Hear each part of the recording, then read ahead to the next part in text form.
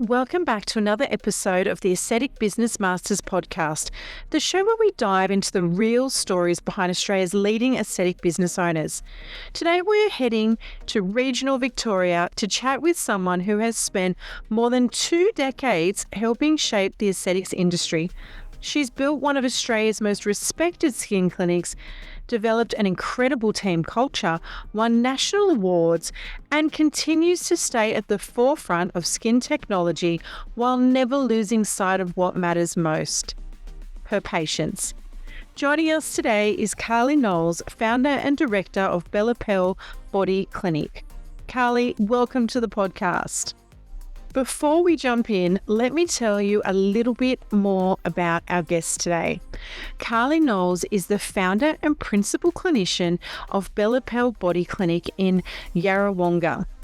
With more than 25 years in the beauty, dermal and wellness industry, she's built Bella Pelle into an award-winning clinic recognised across Australia for exceptional patient care, innovation, education and business excellence. Known for her evidence-based approach, Carly has always believed technology should support great clinical judgment, not replace it. She's passionate about continuing education, mentoring her team, and helping patients achieve healthy skin with realistic expectations and personalised treatment plans. Fantastic. Well, I'm so excited to meet you, Carly. Welcome. You too. I don't know if we have crossed paths before. We probably have. Maybe. You look familiar. I'm usually better with faces than I am with names. Yeah, I'm a bit the same actually. I only know you from probably social media. I've seen your face definitely I only just started seeing the Aesthetics Business Masters and I tried to go to the Melbourne one, but it wasn't both of them, Melbourne and was there Sydney or Brisbane? Yes. And it wasn't aligning with things that I had on at the same time. I was like, oh, that'll be that's my thing next year. I'm going to really try and get to. Oh, thank you. Well, we'd love to see you. And I love the name Bella Pelle. It's beautiful. Am I pronouncing the Pelle right? Yes, Bella Pelle. It depends on what part of Italy I think apparently you're from. And I'm not Italian. It just so happened that we liked the sound of Bella Pelle. I think in one part they would say Bella Pelle, but it's Italian for beautiful skin. It is a beautiful name. It just rolls off your tongue. Yeah. We get some very random, people thinking of how to sell Bella Pelle. We get that a lot. And a lot of kids too, they call us all sorts of things. Yeah. So it's funny what comes back through the door. That's so cool. And can you take us from the beginning and tell us all about your journey to get Bella Pelle today to where it is? And it's a beautiful, polished, successful business. And we would love to learn how you got there. Well, I think if anyone has actually seen our social media, Nicole, I don't think that polished would quite be the word that they would use to describe us. So I thought that was quite funny seeing that thrown in there. But really in 2004, and I think it was really like chasing a little bit of a dream and a little bit of sunshine as well. I actually moved up to the Gold Coast to work in the film industry, and whilst I was working in some high-end clinics up at the Gold Coast, I also built a freelancing business with contracts working alongside some A-grade celebrities as their private beauty therapist.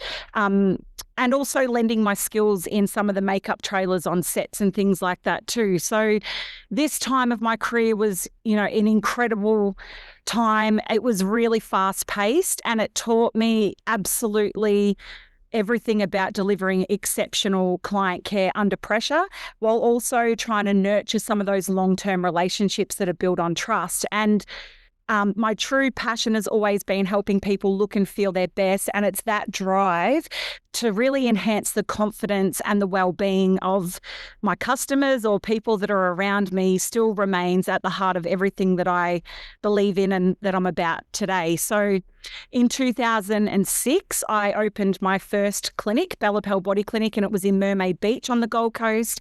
And that was my true first business baby. You know, we pour our hearts into our businesses, and always I think the first one is always the one that you give the most love and the most attention, but you also make most of the mistakes in as well.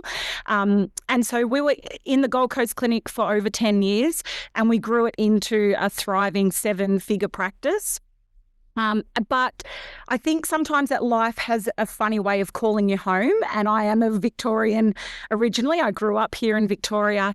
So along with my husband, we made the decision to return to country Victoria to be closer to family and to then start a family of our own. And that's when we opened our second clinic in 2013. And this time it was in our beautiful little regional town of Yarrawonga, right here on the Murray River. And after successfully running both of the clinics, I was flying back and forth for about 4.5 years. We decided to, eventually we sold off the Gold Coast location to make Yarrawonga my full-time business base. Wow, that is so incredible. And I'm assuming you've had children along the way? Yes, I've got 2 children. Some people in the industry, from a speech that I made at the Australian Business Beauty Industry Awards last year, know them as Satan number 1 and Satan number 2. So I've got Miller and Bonnie. So Miller is 10, he's a boy, and Bonnie is 7, my girl. So yeah, I'm kept pretty busy with those 2 as well. Yeah, goodness. I don't know how you did the commuting and everything. My gosh, that is... Yeah. And I think you just get to a point where you're like, look, where does my heart lie? Where do I need to be? I wouldn't have been able to keep up with the busy career that I had and still have children if I didn't have family support. So that's kind of what lured us back to get that little bit of support that we needed as well. Yeah, and obviously the fundamentals of the business, and like you said, you learn all the mistakes of the first one are the same. But I'm imagining that the clientele and the demographic is very different from... Yes. Gold Coast to different regional Victoria. Yeah, it's very, very different. It was very humbling actually going from working, as I said, with like A-grade celebrities. I was on a lot of American film sets, and I had a lot of, you know, people like Margot Robbie and Deborah Messing and people like Matthew McConaughey and Kate Hudson. I'd worked with people like that. And then also, you know, the big wigs of the Gold Coast, a lot of those came in through my doors as well. And then to come back to a regional area where you have, you know, the farmers' wives and the people that are just so down to earth, and not saying that the others weren't, but they're just not living the same type of life. So that was very humbling to come back and be embraced as well here in regional Victoria. Oh, how exciting.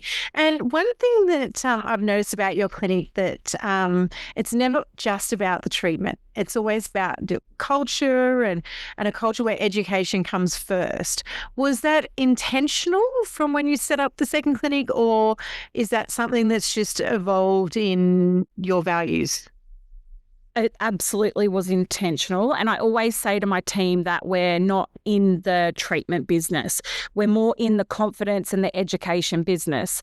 So the treatments, you know, they're just simply the vehicle for us. And being in a country town has actually made that even more important to me because I really wanted people in regional areas to have access to the same level of expertise and the technology and the education that they would find in the city.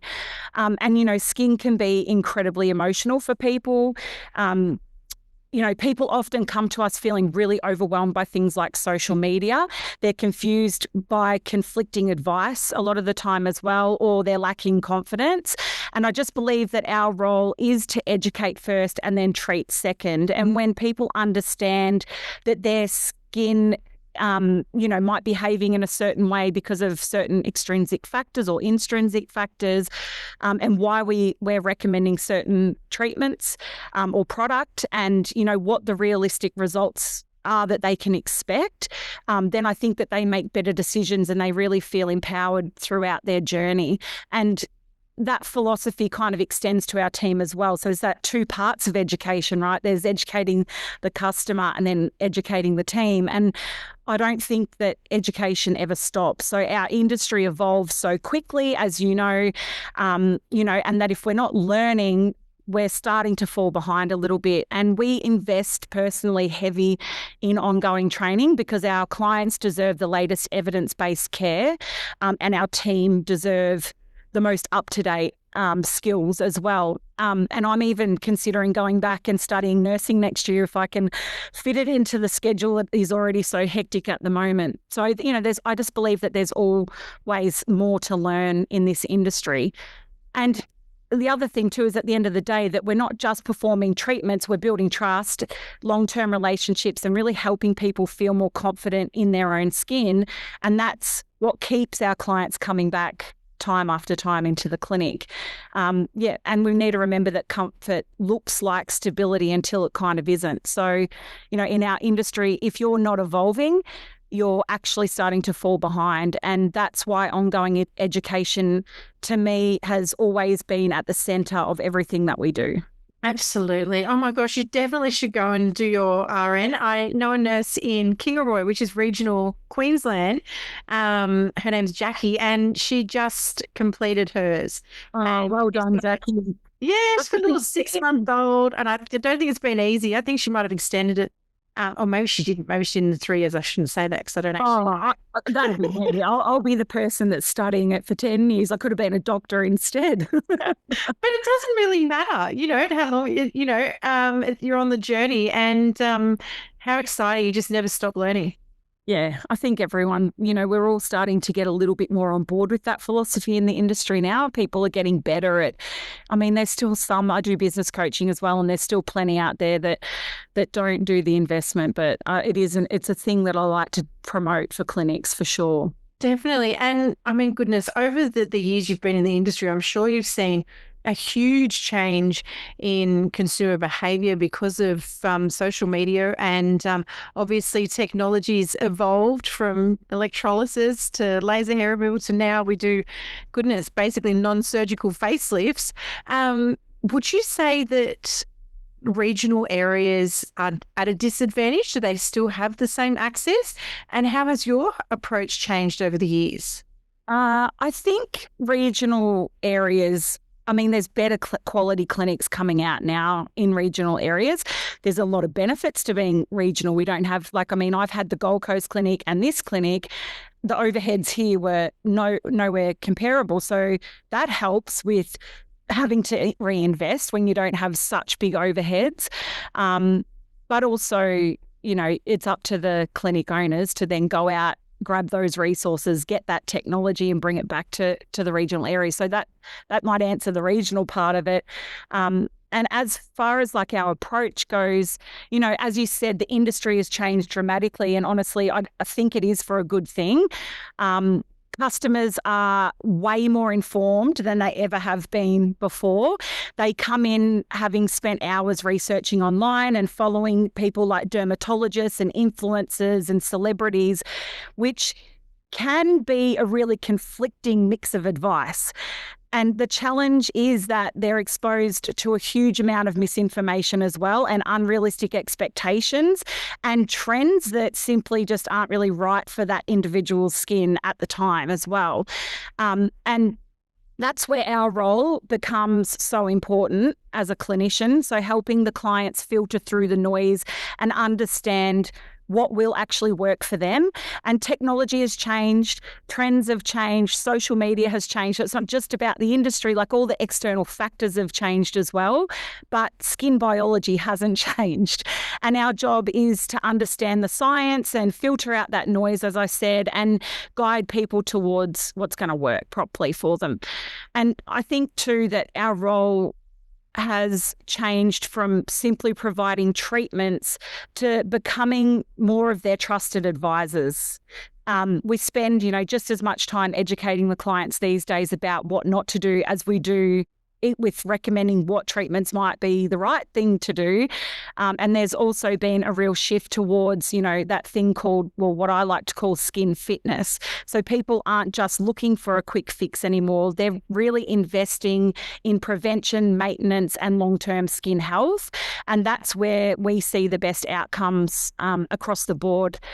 And I think at Bella Pelle too, we've always embraced innovation, but we're also very careful about it.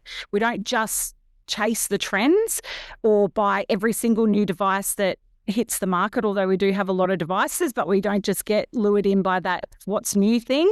We really invest in technologies that are backed by science, they've got proven clinical outcomes, and they genuinely improve our clients' results. And one thing that hasn't changed is our philosophy, and that's that healthy skin isn't created in that one appointment. It's built through consistency, education, the right technology, and a personalised treatment plan for the customer as well. And I actually think that the biggest shift has been probably moving away from trying to make people look different. We went through a stage where people were really trying to change their looks, and instead helping them become the healthiest versions of themselves. And today's clients or patients, they're not necessarily asking to look younger. They just want to look fresher, healthier, and a lot more confident within themselves. And I think that that's a much more sustainable conversation, and it's one that I enjoy having with my clients these days. Absolutely. Goodness me. And there are so many different devices, and every ad I feel like that I see says the future of aesthetics is here. I know. And they're probably all really great. How do you actually decide what you're going to invest in as a business owner and a clinician? Well, we do have a little bit of a strategy, I suppose. Our story is not just about investing in that cutting edge technology. It's more about vision, commitment, and creating a superior patient experience. And at Bella Pelle, we've, successfully introduced technologies like laser, IPL, RF, non-ablative fractionated laser, and heaps of other devices, like your dermabrasions and things like that as well into our clinic, and peels. It doesn't have to even be about devices. It can be about your facials and those sorts of things too. And we've really embraced the transformative power of strategic technology adoption within the clinic. And I think one thing that I'm often asked by other clinic owners is, when you bring in a new device into the clinic, where do you kind of start? And my answer is always that we start with a strategy. We don't really start with the device. So when we invest in an energy-based device, our focus is on how can we integrate it seamlessly into our existing services. So we need to evaluate market demand, identify any competitive advantages that might be there, understand any treatment gaps, and create a clear roadmap for success. And clinic owners just need to prioritise strong marketing strategies and ongoing education to really ensure that those treatments are delivered safely and effectively. Yes. And speaking of technology, I know you have the Matrix RF system, which has been at our Sydney and Melbourne event. The lovely ladies on the Candela stand were doing live demos. And can you tell us what interested you about the Matrix RF system and why you chose to introduce it into your clinic? Sure. We love a multimodal device at Bella Pelle. We look for that now when we're doing our purchasing. And what stood out to me about the Matrix was its ability to treat multiple layers of the skin in a highly customized way. So we also found that we had a little bit of a hole in our service offerings with something that could work on that skin laxity really well. So around this area, they get that really loose kind of texture to the skin. And I had attended quite a few workshops with Candela, and I'd watched a lot of demos done with their clinical educator, Kirsten, and then I'd followed along with some of the results from the models that she had done those demonstrations on. And I thought, let's give this a little bit of a try. I could see how it would seamlessly integrate into the clinic. And it seemed to complement a lot of the other treatments that we were already offering in the clinic as well. And it gave our team another tool to really create long-term treatment plans. So we've loved having the Matrix Pro.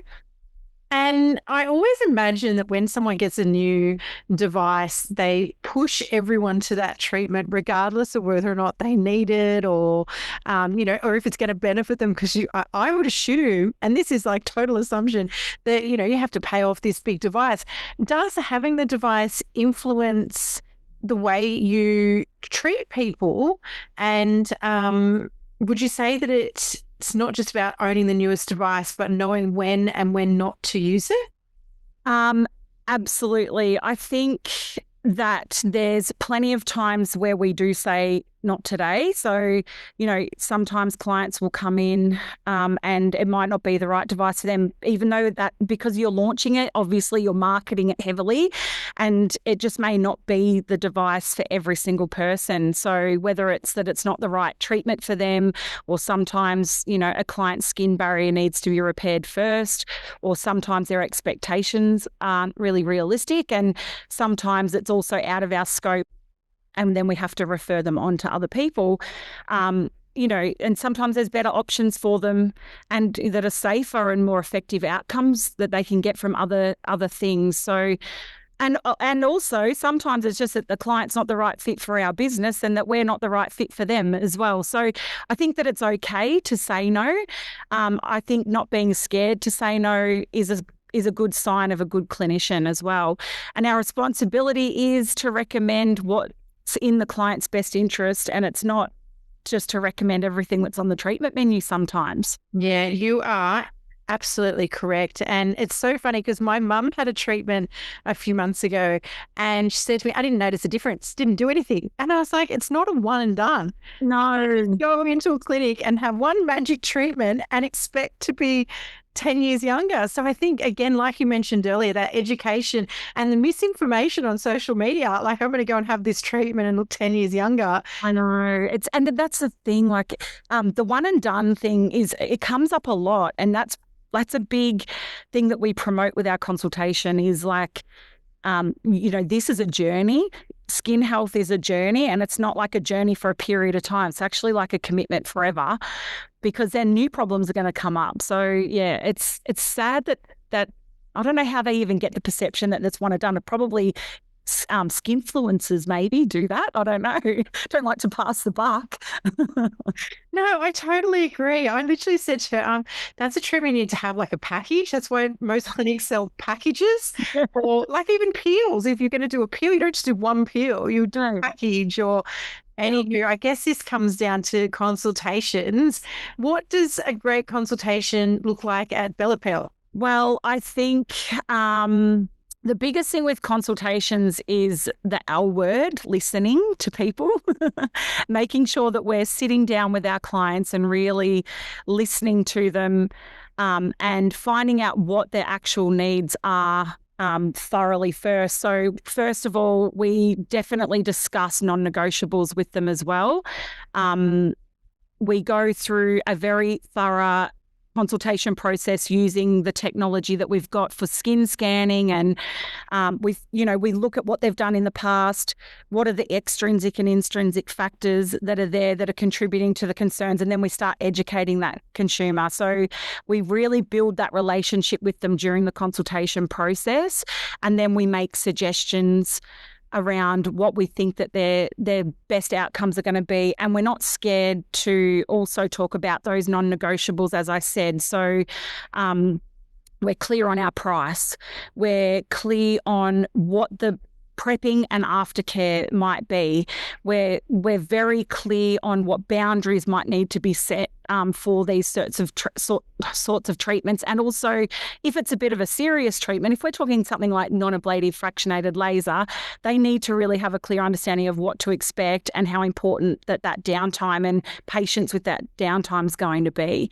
So I think, it's a holistic approach of everything: conversation, boundaries, clarity, questions from them, making sure that they feel really confident that all of their questions are answered, and then also the follow-up care that you give them as well. I find a lot of clinics treat follow-up like administration, but for me, it's a really important part of the journey. and checking in on their healing, checking in, maybe there's been some confusion and they start using the wrong things on their skin. So checking that they've been using the aftercare properly during that critical 72 hours or whatever it is with their downtime. So I feel like that's all, holistically it's important, and that you're touching base a lot with the client after the treatments as well. Goodness me, I love that you just mentioned that, because a lot of clinics don't do that. And I've noticed when I've been a client and the clinic has called or texted or emailed, just checked in afterwards, it really makes you feel important. Yeah. And I mean, from a business scope too, it converts to sales most of the time as well, because it might be that conversation that you had, that you still had the same conversation during the consultation when you were recommending some stuff, and they didn't take you up at the time because it was a little overwhelming with all the information on that day. You've mentioned it again in the follow-up and they're like, oh, I need to get that. And then they might come in and purchase a product, or they might come in or they might on the phone when you're checking in, rebook for a follow-up service that they didn't book for when they saw you 3 days ago. So 99% of the time for us, it also converts to more revenue. That is absolutely amazing. And you're an award-winning clinic for building an award-winning team, which is very cool to say. How has Bella Pelle created this culture and this team where you've got so many people who genuinely care about each other as well as the clients? Well, building a great culture hasn't always been easy for me. In fact, it's probably been one of the biggest lessons of my whole career. We all know it's hard having staff, but I think that I went through a period where, I went through a period where I lost a large part of my team, and it really challenged my confidence as a leader at the time. And I'm sure there's other people out there that can relate to this, but, for a while I sort of questioned whether I even wanted to grow my team again, because it just felt safer to stay small. But over time, I realized that if I let go and I let those experiences actually define me, they would also limit my business. And the biggest lesson that I learned is that culture starts with who you invite into your business, first of all. And these days I hire more for attitude over experience, because skills can be taught. I can always send them off to training, to other, to gain skills. And, laser protocols, things like that, they can all be taught, and consultation skills can be taught as well. But kindness, integrity, accountability, and a genuine desire to care for people, and that's your clients and the team that you work with, are much harder to teach. And I'm also a lot clearer about my expectations from day one with my staff too now. So I don't avoid difficult conversations anymore, because I've learnt that clarity and clear boundaries is actually kindness in the long term. And when everybody understands the standards that I'm setting, then they have the opportunity to either succeed and get on the train, or they have the opportunity to self-select and tap out. So, I'm not just building a team anymore. I'm actually helping people build careers, and I want them to grow. I want them to learn. I want them to become leaders and to feel proud of the work that they do. And I want to know that, I'm contributing to our industry as well by putting good quality therapists out there, even when they don't stay with me in the long term. And the best team members that I've actually ever had, they all shared one thing in common. They cared about all aspects. They cared about their clients, they cared about each other, and they cared about the business. And then they also cared about keeping a really good relationship with us even after they left. So, you can't manufacture that. When you find it, it just absolutely changes everything. Oh, that's so wonderful. And I can just feel your passion.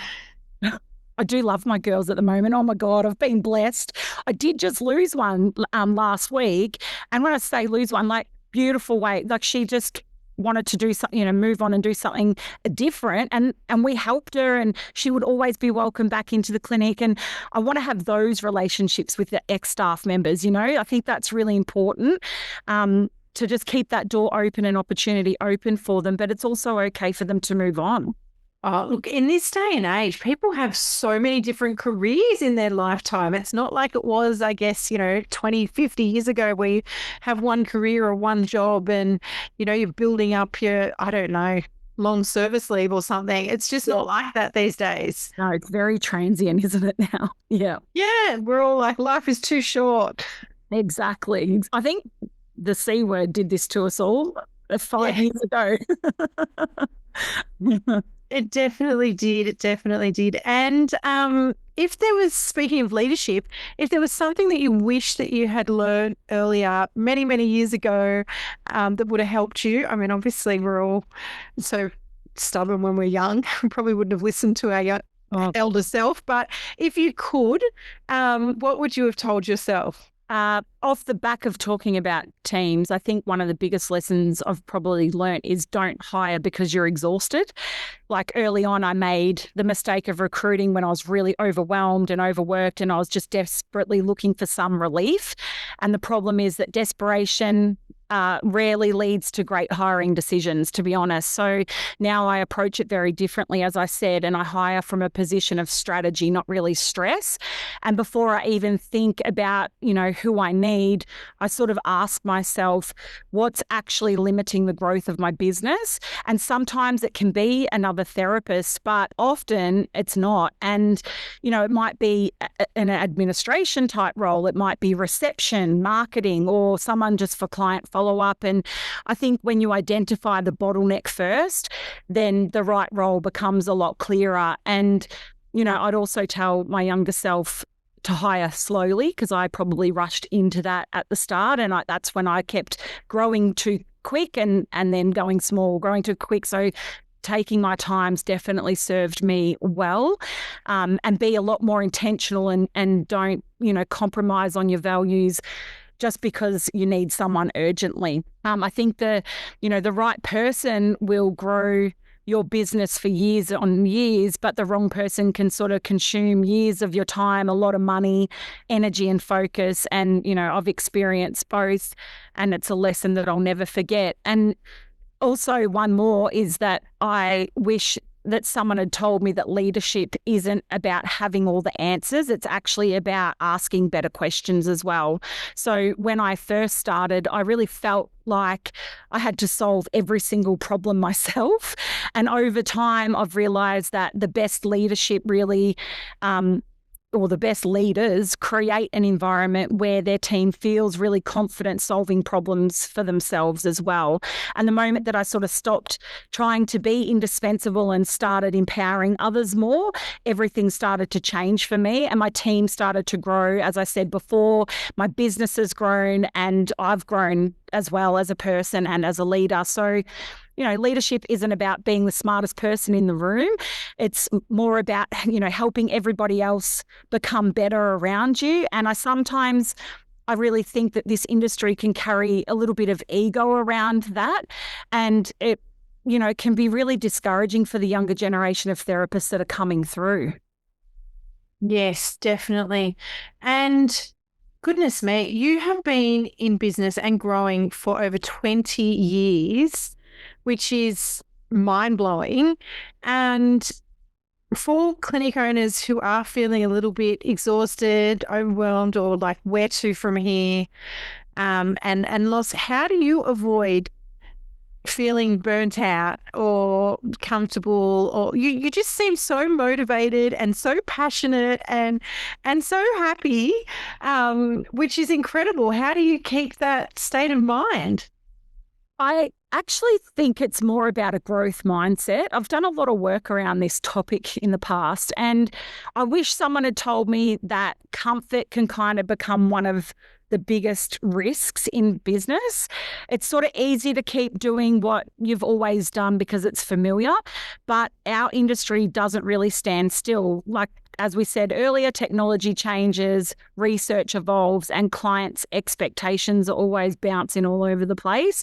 And, the businesses that thrive are those ones that are willing to stay curious, keep learning and adapt all the time. And looking back, every time that I've stepped outside of my comfort zone, whether it's investing in education or introducing new technology or changing the way that we kind of operate in the clinic, it's sort of moved my business forward. And I think that the moment that you believe that you've mastered this industry is the moment that you start to really fall behind. And after all of these years, I'm still just as curious as I was when I first started. And I still attend heaps of conferences. Like, that's a big thing. I love, I travel for education. I go everywhere. I invest in my team and I ask lots of questions all the time. And one of my favorite sayings is that, comfort looks like stability until it isn't. And what keeps me motivated isn't simply growing my business. It's about becoming a little bit better each time and each year. It doesn't matter if it's just a little bit better or a lot better. And it's, we want to be better for our clients and our team, better as a clinician and a leader, and better for our industry as a whole as well. So for me, growth is, as I said, a mindset. And I think that the day that I think that I know everything is when I'm going to retire because there's just no room for that.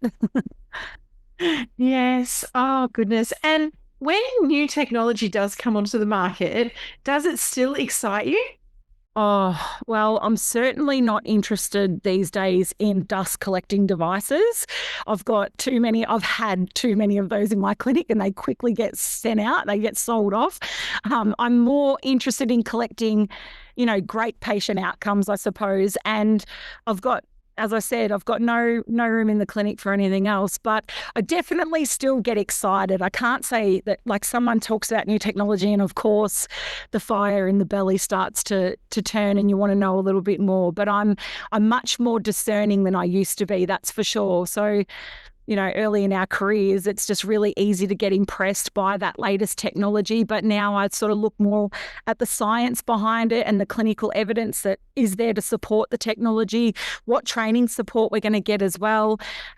Also, if I have team-wide buy-in, that's really important to me because if they don't believe it, then, it's not going to take off.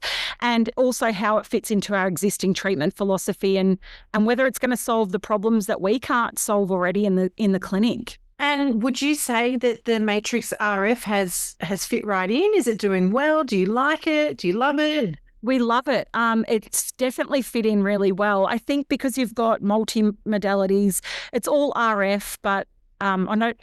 There's RF needling, there's Sublime, which has your bulk heating for deep heating for collagen contracture and tightening, and then you've got your sublative as well for resurfacing. So it's kind of ticking all of the boxes in the way of like tonal and textural kind of changes. So it's definitely fit in, but it's actually we've been able to come up with these new treatment pathways, I suppose, where we're stacking it with other devices in our clinic as well. So it's not just a standalone device, although that's still a multimodal approach that can be stacked within the modalities in that one unit. We've also done other treatments where we might have performed a glassy hydrodermabrasion treatment first and then made the skin really hydrated so that it will take the energy in a little bit better as well and give a better result so that they leave looking snatched and really glowy at the same time. So we've been kind of fiddling around outside of the standard protocols to see what we can stack it with our other devices. It's certainly given us a little bit of a revenue boost at this quieter time of the season as well. Yes, everyone's doing their tax. Yeah, that's true. Actually, that might be why last week was hectic. And before we finish up, we're just getting some rapid fires. So whatever comes to mind first, there's no right or wrong. I haven't noticed I already ramble on. So can you imagine me with quick fires? Okay, I promise I'll be good. Coffee or tea? I love both, but coffee. Biggest business lesson? Business gets easier when you stop chasing transactions and you start building relationships. And that goes for both with customers and industry experts that you're surrounded by as well. Oh, that's a fantastic quote. You've got to put that quote on a tile on your social media. We will like, share, repost. And favorite treatment to perform? Oh God, I just can't. Anything skin. I'm a little bit like, what's the Silence of the Lambs? Skin. No, that's a bit gross, but no, I actually live and breathe photo rejuvenation. Anything on that Nautilus device. So, I mean, selective waveband IPL, it's a new technology and it's, oh my God, amazing. So I do tons of that. And also non-ablative fractionated laser. I'm having a lot of fun with those two modalities at the moment. And what's one piece of advice you'd give brand new clinic owners? Invest in your teams because they are worth it. Even if you've had a bad run, I promise you they are so worth it. Just keep investing in them. And what's one thing patients misunderstand about their skin health? I think that the biggest misconception is that there's a quick fix, which we spoke about before. So, we're living in a world of instant gratification. So people often think that one treatment, one product, or one miracle ingredient will completely transform their skin. And I hate it when a client brings something in and they're like, I've been using this for 2 weeks, it's not doing anything. I'm like, oh God, like I've got to have that conversation again. But, the reality is that healthy skin is built through consistency, not one-off appointments. And I do often compare it to going to the gym to clients. This is an analogy that I use all the time with them. I say to them, you don't get fit from one workout. You get fit by consistently doing the right thing over time, like a long period of time. And the gym session, I say to them, is your skin treatments in the clinic. And then the correct home care routine is the healthy eating in between. So you can't go to the gym once and eat pies all week because you're going to stay fat. You've got to do both. You've got to have the session and you've got to eat the healthy food at the same time, right? So yeah, skin works exactly the same way as the gym analogy, and great skin comes from a combination of the right home care, professional treatments, and healthy skin function and realistic expectations as well. Carly, you have fantastic skin. Oh, thanks. I'm prepared with makeup. People that follow us on social media, I don't know, Nicole, if you've seen our social media, it's pretty average, but we always show up our worst selves on our socials. So when people see me with makeup on, they're like, oh, that's not what you look like. Oh, look, it's fantastic. And I just love the authenticity. It's beautiful. And I can't thank you enough for your time today. Thank you so much for having me. Oh my gosh, no, thank you for sharing, being so vulnerable and honest and caring and just bringing your big smile. Thanks so much, Nicole. I really appreciate you. Carly, this has been such an enjoyable conversation. What really stands out is that your success hasn't come from chasing trends. It's come from consistency, investing in education, your team, and technologies that generally support better patient outcomes. For anyone listening who's considering the future of their clinic, today's conversation is a reminder that sustainable growth is built on trust, not hype. Thank you so much for joining us, Carly, on the Aesthetic Business Masters podcast. Thanks for listening to another episode of the Aesthetic Business Masters podcast. If you enjoyed today's conversation, make sure you subscribe wherever you listen to your podcasts. Please leave us a review, share this episode with another clinic owner, and follow us on social media for more conversations with the people shaping the future of aesthetics. Until next time, be brave in business and bold in beauty.